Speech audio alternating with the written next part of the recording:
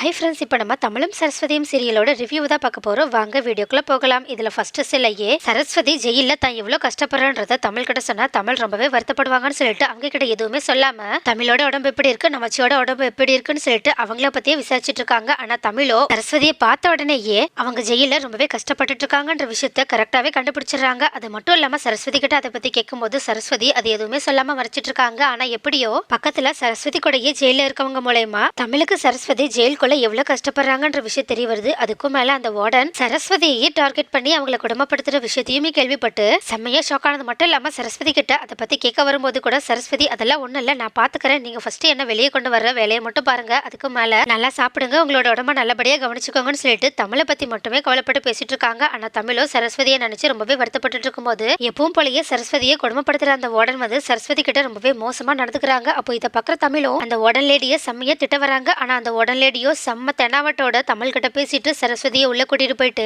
அவங்க கிட்ட இன்னுமே மோசமா தான் நடந்துக்கிறாங்க. அது மட்டும் இல்லாம எப்பவும் போலயே அவங்களுக்கு ரொம்பவே காரமான சாப்பாடு கொடுத்தது மட்டும் இல்லாம சாப்பாடு ரொம்ப காரமா இருக்குல்ல, அதனாலதான் அந்த காரத்தை தீக்கிறதுக்காக தண்ணி ஊத்துறேன்னு சொல்லிட்டு அந்த சாப்பாடுல ஃபுல்லா தண்ணி ஊத்தி அதையே சாப்பிட சொல்றாங்க. ஆனா சரஸ்வதியோ தன்னோட குழந்தைக்காக பேசாம இதையாவது சாப்பிடலாம், ஏன்னா ரொம்ப நேரமா சாப்பிடாம இருக்கும்னு சொல்லிட்டு அதே சாப்பாடு கூட அழுதுகிட்டே எடுத்து சாப்பிட்டுட்டு இருக்காங்க. அப்போ அதை பாக்குற வார்டனும் செம்ம வில்லத்தனத்தோட சரஸ்வதி கிட்ட இப்படிதான் அடங்கி இருக்கணும், சொல்ற பேச்சை கேட்டுட்டு ஒழுங்கா இருந்தாதான் உன்னால இங்க இருக்க முடியும் அப்படின்னு சொல்லிட்டு அங்கிருந்து கிளம்பி போறாங்க. ஆனா சரஸ்வதி இவ்வளவு கஷ்டப்படுறத பார்த்துட்டு அந்த ஜெயில இருக்க கைதிக கூட அவங்க மேல ரொம்பவே பரிதாபப்படுறாங்க. சரஸ்வதியும் அழுதுகிட்டே அந்த சாப்பாடை சாப்பிட்டாலும் மனசுக்குள்ளேயே என்னோட தமிழ் எப்படியாவது என்ன வெளியே கூட்டிட்டு போயிடுவாங்கன்னு சொல்லிட்டு ரொம்பவே நம்பிக்கையோட உட்காந்துருக்காங்க. இன்னொரு பக்கமோ சரஸ்வதி ஜெயில படுற கஷ்டத்தை நேர்லயே பார்த்த தமிழோ அதை பொறுக்க முடியாம இந்த விஷயத்த அவங்களுக்கு தெரிஞ்ச அமைச்சர்கிட்ட சொல்லிட்டு சரஸ்வதிக்கு எப்படியாவது உதவி செய்ய முடியுமான்னு சொல்லிட்டு அவங்களோட வீட்டுக்கு போய் பார்த்தாதான் தெரியுது அந்த அமைச்சர் கட்சியோட வேலை விஷயமா எங்கேயோ வெளியூர் போயிட்டாங்கன்ற விஷயம். அதனால தமிழ் மனசுடைஞ்சி போய் அங்கேயே உட்காந்து ஆள ஆரம்பிக்கிறாங்க. ஆனா தமிழ் இவ்வளவு கஷ்டப்படுறத பார்த்த நமச்சியோ ரொம்பவே கோவமா இது எல்லாத்துக்குமே காரணம் அந்த அர்ஜுன் தான், அந்த அர்ஜுனை நான் சும்மாவே விட மாட்டேன்னு சொல்லிட்டு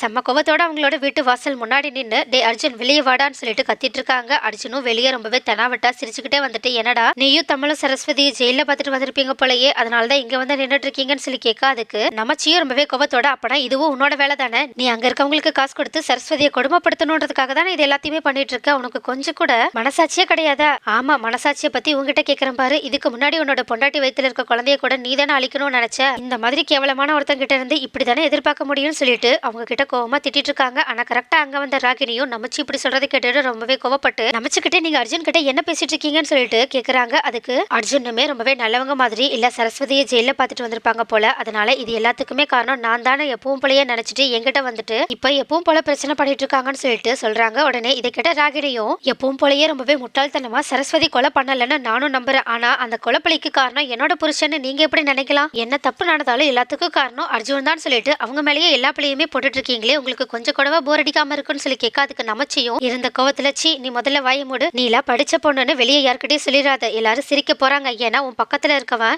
எப்படிப்பட்டவனு உனக்கு இன்னும் கூட கொஞ்சம் கூட சந்தேகம் வராம இருக்கே, அதை பார்த்தாவே எனக்கு வேடிக்கையா இருக்கு, ஏன்னா எங்க குடும்பத்துல அதாவது எங்க கோதை குடும்பத்துல ஒவ்வொரு தப்பு நடக்கும்போது அது எல்லாத்துக்கும் பின்னாடி அர்ஜுன் தான் இருக்கான்னு சொல்லிட்டு நாங்க எல்லாரும் எதுக்காக சொல்றோம்னு கொஞ்சமாவது நீ யோசிச்சு பாத்தியா, இவ்வளவு நாளா உன்னை பெத்து வளர்த்த குடும்பம் இப்படி சொல்றாங்களே அப்பனா அதுல ஏதாவது ஒரு உண்மை இருக்கும்னு கொஞ்சம் கூட யோசிக்க முடியாத அளவுக்கு அவன் மூளை இருக்கு அப்படின்னு சொல்லிட்டு திட்டுறாங்க. அது மட்டும் இல்லாம நீ இந்த அர்ஜுனை இவ்வளவு முழுசா நம்புறதுக்கு கடைசியில அந்த அர்ஜுனோட உண்மையான முகம் தெரியும் போது உடஞ்சு போயிடுவ, அப்ப வருவ, நான் இவ்வளவு நாள் பண்ணது எல்லாமே தப்புதான், என்ன தயவு செஞ்சு மன்னிச்சிருங்கன்னு சொல்லிட்டு எங்க எல்லாரு காலையுமே விழுவ, ஆனா அப்போ உன்னை மன்னிக்கிற அளவுக்கு எங்களுக்கு மனசு இருக்கும்னு மட்டும் யோசிக்காத, ஏன்னா உன்னோட உதவி எங்களுக்கு தேவைப்படும் போது ஒவ்வொரு தடவையுமே எங்களை கொஞ்சம் கூட நம்பாம உன்னோட புருஷன் அர்ஜுனை மட்டுமே நம்பிட்டு இருக்கல, நீ அப்படியே இருந்துக்கோன்னு சொல்லிட்டு அங்க இருந்து கோவமா கிளம்பி போறாங்க.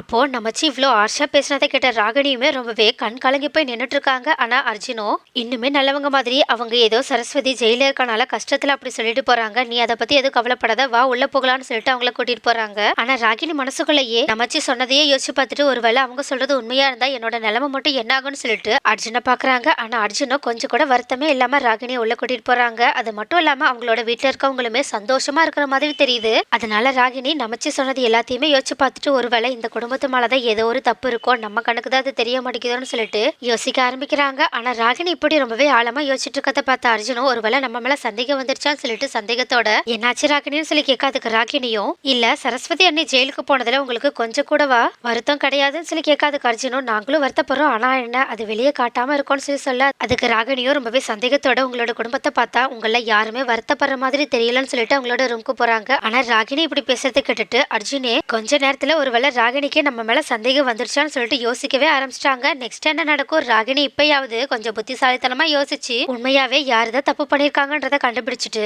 தமிழுக்கும் சரஸ்வதிக்கும் ஆதரவா இருக்க போறாங்களா என்ன, அடுத்து ராகினி என்னதான் பண்ண போறாங்க, அது மட்டும் இல்லாம நமச்சியோ தமிழ் மேல இருக்க அன்பாலையும் சரஸ்வதியை எப்படியாவது வெளியே கொண்டு வரணுன்றதுக்காகவும் கண்டிப்பா எந்த எல்லைக்கு வேணாலும் போவாங்க. ஆனா அவங்க அப்படி என்னதான் பண்ணுவாங்க, அடுத்து என்னதான் நடக்க போகுதுன்றத அடுத்த வீடியோல பார்க்கலாம்.